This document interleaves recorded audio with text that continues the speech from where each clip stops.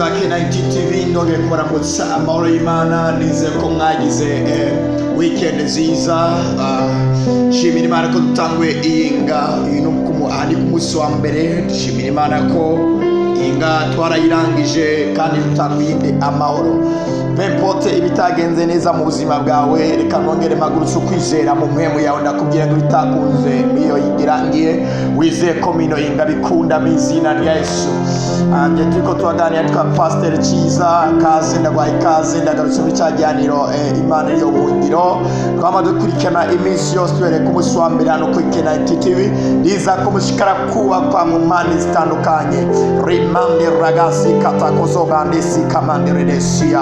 Ndanezerwa cyane uburyo Imana dwakariyo keza kugira ngo tugane ku ijambo ry'Imana. Ijambo ry'Imana turutira byose. Dawidi niyo yavuze ngo ijambo rya rirandyohera yakangengera mu magage. Nakunda Dawidi amajambo yakora huwa yaravuze ati data isayimwe imbere yawe ndiko mvugana nawe indoti imyaka ibihumbi ndi mu bihimbaro by'isi. Rimande radenge sikada. Nande nizera cyane ko akanya dufata kugira ngo tugane ku ijambo ry'Imana biza uri kurafasha gusumba ukufashwa mu bundi burere bwose. Rimanti kapasure. Ndanezerwa cyane n'ijambo ry'Imana. Ndanezerwa cyane akariyo keza tuganira ku ijambo ry'Imana. Naho nshuti yanjye ndagutera intege ntukarambe gufata umwanya wo kwirikana ijambo, ntukarambe gufata umwanya wo kumvira ijambo ry'Imana. Rimendo rigaba ku ibindi byose bizovaho, ibindi byose bizokugwaho, ariko ijambo ry'Imana rizohoraho. Ndugu yangu, ijambo ry'Imana rizohoraho. Ndakwizeze ko umuntu wese yizeye ijambo ry'Imana, umuntu wese afite ijambo ry'Imana muri we, uwo nawe azohoraho, uwazokwamaho. Uko ijambo ry'Imana rizokwamaho nawe niko azokwamaho. Nabwiye ngo iyo umuntu afite ijambo ry'Imana afite Imana, iyo umuntu atajambo ry'Imana afite nta Mana afite. Rimendo ragaba degezide. Nawe yavuze ngo nabe ijambo ryawe mu mutima wanjye kugira ngo nere kugucumurako, gisigwa ngo kugira ngo dukore Imana igomba nuko tuba turongowe n'ijambo ry'Imana, kugira ngo tube uko Imana igomba nuko tuba turongowe n'ijambo ry'Imana. Ijambo ry'Imana ndakubwira ngo n'ubuzima bw'Imana bugendagenda. Iyo wakira ijambo ry'Imana wakira ubuzima bw'Imana. Rimento kozure. Ndanezeyo cyane n'ikigwa twariko tuganira kuva ku munsi wa mbere gushika ku munsi wa gatandatu. Twari mu kiganiro kivuga ngo ukuganza kwigaye, twari mu kiganiro kivuga ngo ukuganza kw'Imana. Ikigwa cyatugira ngo ukuganza kw'Imana. Ikiganiro cyo dusanzwe tuzi ko cyitwa Imana niki, Imana niyo buhungiro. Rabasingere. Noneho dusenga Imana kugira ngo tutangure uyu munsi rimanti kaba.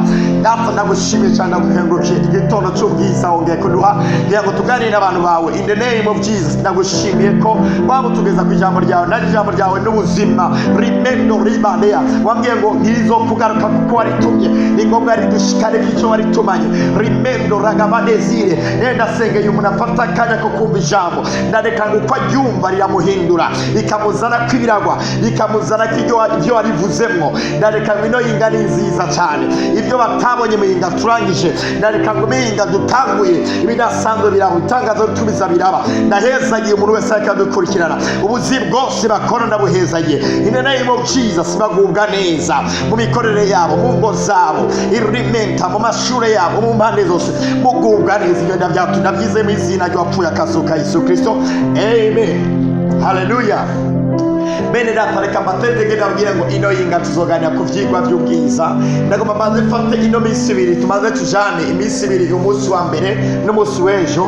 Ndagomba ngo ngira hano kanaka ndangiriza kino cigwa kuganza kw'Imana.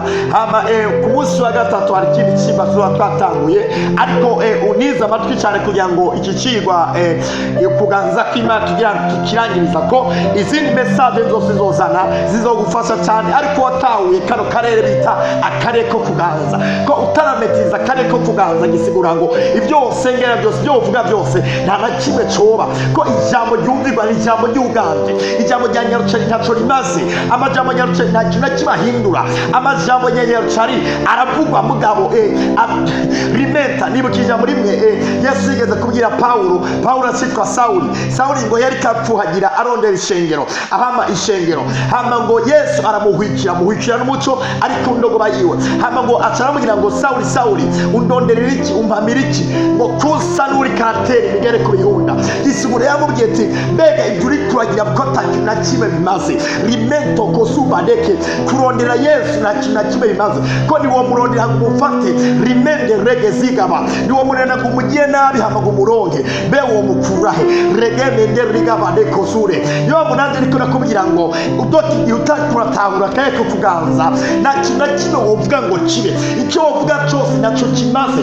Twe aho turwana nakubwiye ngo sabe inyama n'amaraso, ariko n'abantu bimwe imbaraga z'umwijima, izi ngomezi z'umubiri atakintu na kimwe tohindura. Naho tugomba tukumenya mbega dufise ubushobozi buhe mu Mana twahawe ubushobozi bungana gute. Rimento kobadese kugira ngo duhagarare mugo ruhande nge twagarishwe n'Imana, hama twopere, hama tuvuge, hama dutegeke, hama amatika bandezere. Yesu yavuze ngo mwirukana umugwanizi nawe azobahunga. Mbega tumwirukana turi mu karere akahe? Tumwirukana turi mu ruhande ruhe? Rimende kebede kosure dutegereza gukora ibyo kugoroka. Mbega ibyo kugoroka tubikora turi mu ruhande ruhe? Tubishobora turi mu ruhande ruhe? Kubera nta muntu w'inyama n'amaraso yokora ibyo kugoroka akuna ntibishoboka.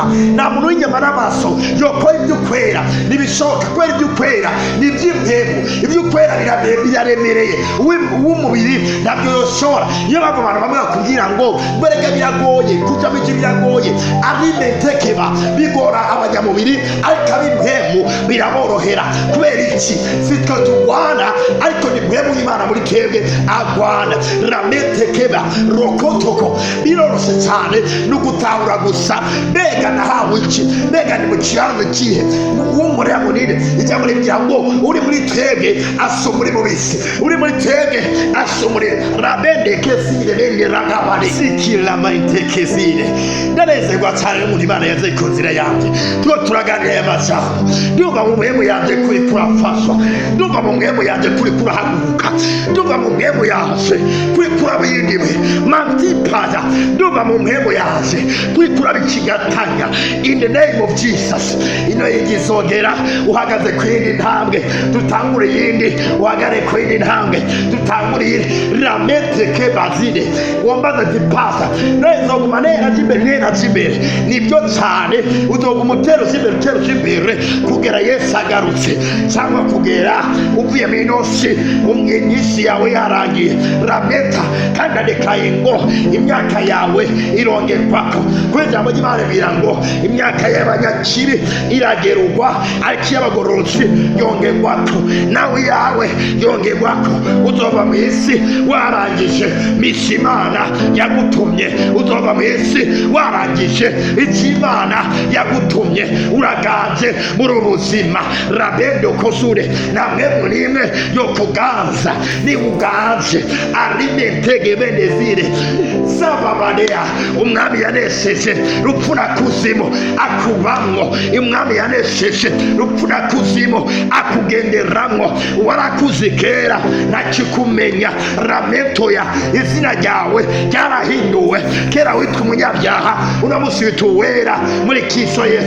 Ibya kera byaraheze, uri cyaremegisha, ubaye ubuzima bushasha, ugendera mu buzima bushasha. Metikabari ragebe negezinde benda uwari kera si ukire. Rimetaya sagabadezire. Dusenge Imana sagabadeze. Data, in the name of Jesus, nagushimiye ko ino yinga shasha dutanguye mu izina rya Yesu. Ndadeka ngo ino yinga ntisanzwe, ino yinga irateka iby'agaciro, ino yinga irateka iby'ubwiza, ino yinga irateka ibidasanzwe. Umuntu wese reka arankurikirana, ndadeka bidasanzwe bubako, ndadeka ngo abo mu bwiza kinjira mu wundi. Rimento kozure matika bandeze dekezire mintakabare. Ndadeka ngo urudando rwanyu rutera imbere, ingo zanyu zibogaboga, amahoro, umunezero, mesikapaya. Ibitakoboka mu bwami bw'Imana birabahunga. Mesotoya muriga mukamenya.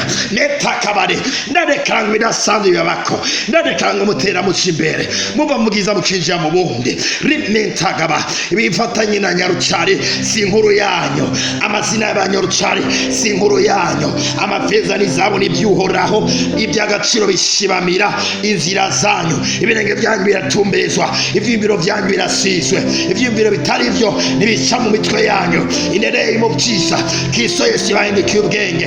Mandarabare ndasenga ino yinga ku masitaba rebekoso ndaheza ino yinga, ndaheza ingo zanyu, ndaheza abana banyu. Mantakabare ndasenga imibano yanyu igenda neza kandi cyane. Ibyo tunabyize mu izina rya Yesu, amen. Mugire umunsi mwiza, dusubira ku munsi w'ejo dukomeza cya kiganiro ibuganza kw'Imana. Umunsi w'ejo nzogera ahantu kanaka ndakirangiriza, hama ku munsi wa gatatu nabwiye ngo tuzotangura ikindi kigwa. Mwarahezagwe cyane mu mugisha. Haleluya.